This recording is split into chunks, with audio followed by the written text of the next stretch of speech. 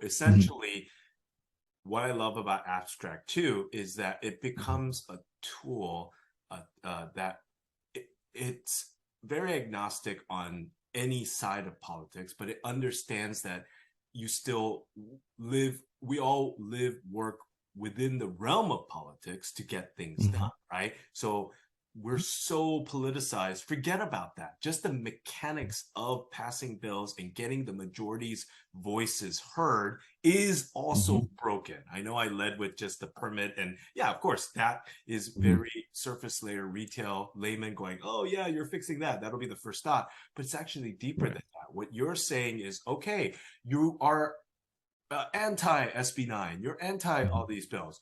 That's your right as a voter to do. But what are actionable steps that you could take on that side to to really look deeper into the data, who the opponents and who the proponents were of anything, and you could mobilize and come up and have political power. So it's really a tool for the minority that then realizes, no, there is a majority. But again, with voting, it's not that, it's a sample size. Not there's no 100% vote, right? So like we're working with sample sizes of representative, but if you feel inclined, take action. There are ways to use the data and use abstract to formulate a response or a counter to whatever you want, but you need to access the data. You need to understand the mechanisms of how this is working, and you guys create a frictionless way so that it's not just the insiders, which is so unfair, right? So politics are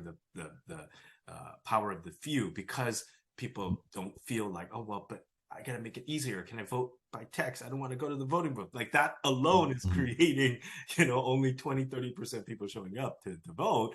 Right. So I get what that is. Is that kind of where I'm where the 100%. Couldn't have said it better myself, honestly. I think it's definitely, there is a lot of discourse, and I think, especially in the last couple of years, which actually inspired us to start Abstract.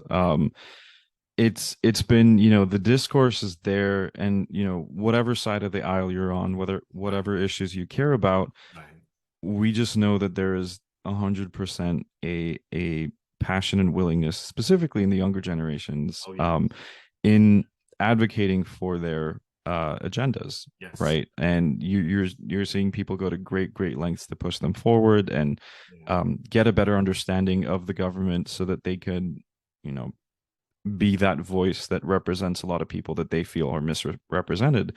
But seeing it from, again, an outsider's perspective, I 100% think that I think the best way to put it is, that's awesome that there's discourse happening, but if everyone has their own data source and they're going off of that and using it as a source of truth, you're not going to have a constructive conversation. So if you centralize those data sources into, this is what the bill actually says, here's the easiest way to read it. You're, obviously in the US, you're free to form your own opinions about it.